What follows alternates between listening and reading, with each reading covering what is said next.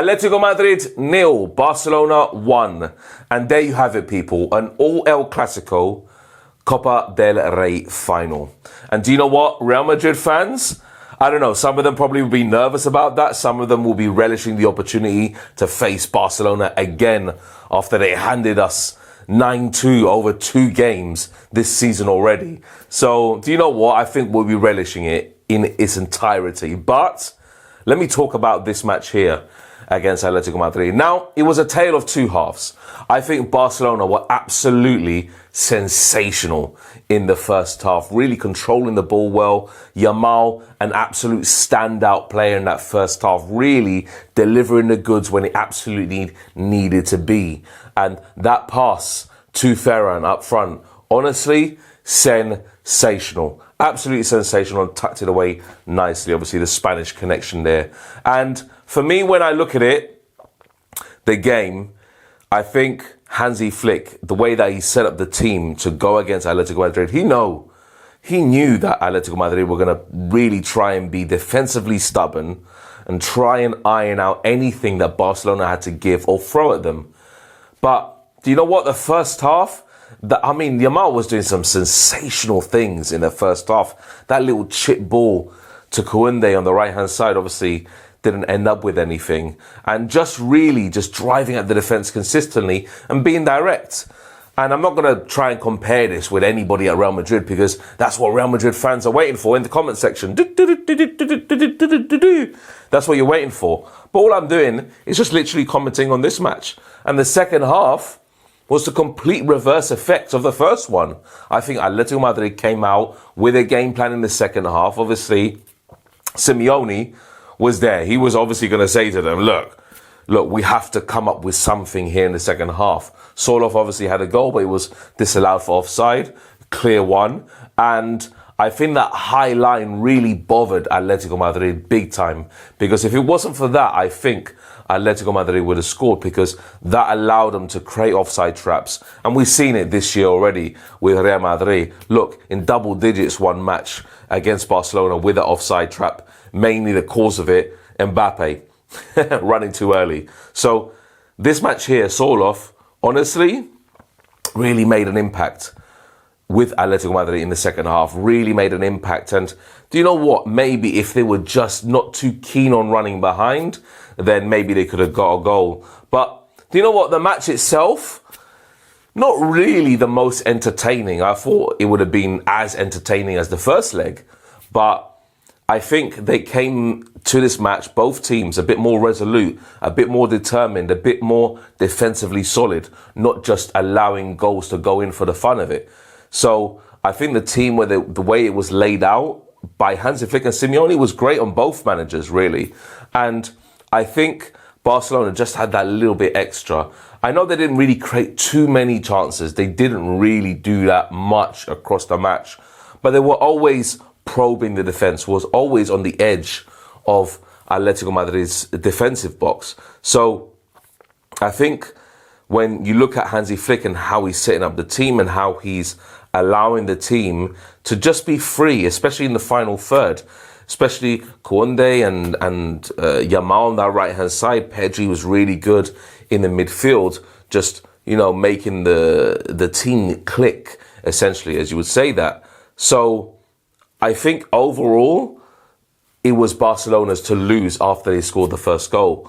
Because with Barcelona ahead in that game, then Atletico Madrid really needed to come out of them. And there was an instance later where Yamal had, I think it was Lewandowski, and had Rafinha next to him. It was a 3-on-2 in Barcelona's favour. And Yamal could have squared it across very simply, but decided to go for goal for himself. So in those kind of instances, maybe his experience didn't show there. So I think Yamal just needs to learn his craft a little bit more. And you know what? I don't say the second coming of Messi. I don't think there will be a second coming of Messi for a very long time. But I think going towards that, maybe the way he's passing range, he done an excellent pass in the first half. I think it was to Ferran, and obviously Ferran just didn't guide it at home. But honestly, just amazing from Barcelona in the first half. But second half, honestly, I think Atletico Madrid were absolutely sensational in terms of how they pressed Barcelona as well. They did step up a lot. So Barcelona weren't going to have much possession of the ball, but I still felt that Barcelona caused more threats, more opportunities in the final third. When they had the ball in the final third, they always looked that they were going to score. But Atletico Madrid weren't, apart from Sorloth. So, you know what, Sorloth is an absolute monster. I love that guy. I think he's one of the best target man in the world. He is just incredible. His finishing ability is incredible. He missed a chance, though, as soon as the second half started, where he had a little floated over the top ball and he just hit into the side netting. So, you know what? With different chances, different creation, all throughout the match, maybe Atletico Madrid could have pulled one back. But I always thought at the end of the day, you were always going to see Barcelona and Real Madrid in the Copa del Rey final. It was a motivation for Barcelona. And just touching on Real Madrid for a second, I think the way that Atletico Madrid played in the second half, we need to adopt that.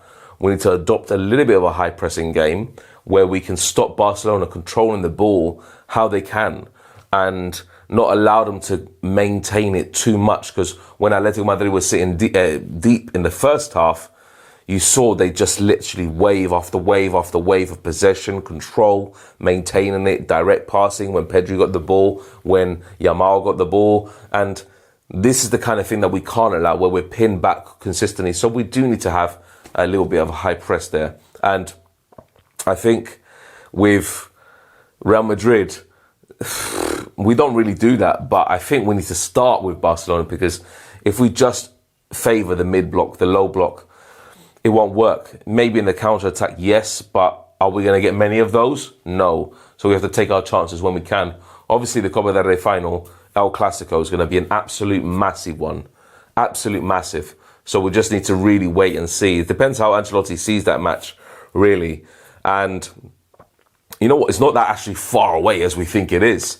So, you know what? I'm really looking forward to it. I'm really looking forward to it. Another El Clasico match this, and we could have another one in the Champions League, depending if we reach the final and depending if Barcelona also complete their side of the Champions League draw as well. So there's so many things, obviously, this season that you can see Real Madrid and Barcelona just facing off.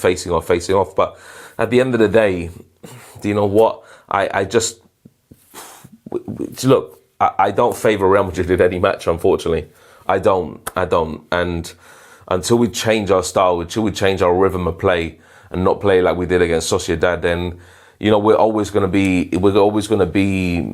you know, the underdogs in that match. Because the way that Barcelona turn up, like, Atletico Madrid can defend, but Real Madrid cannot defend. Trust me on this one. We saw it against Sociedad.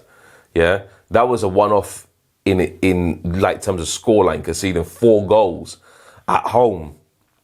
That was a one-off. But, well, apart from Barcelona this year as well. But look, for me, this is going to be a completely different ball game. It's a final. It's different. Obviously, the Super Cup final, yes, but the Super Cup final doesn't hold as much weight as the Copa del Rey final.